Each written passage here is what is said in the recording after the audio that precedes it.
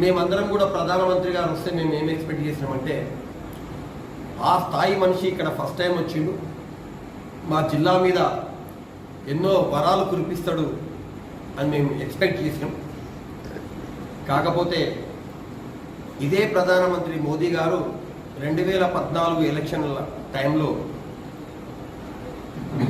పక్కకే కృష్ణా నది పారుతుంది, అయినా కూడా పాలమూరు జిల్లా ఎడారి ప్రాంతంగా మారింది. మేము గెలిచిన తక్షణమే పాలమూరు రంగారెడ్డి ఎత్తిపోతల పథకానికి మేము జాతీయ హోదా ఇచ్చి దాన్ని కంప్లీట్ చేస్తామని చెప్పి 10 సంవత్సరాలు అయిపోయింది. ఇప్పుడు నారాయణపేటకే వచ్చిండు. పాలమూరు రంగారెడ్డి ఎత్తిపోతల గురించి ఒక్క మాట ప్రధానమంత్రి గారు కూడా చెప్పలేదు,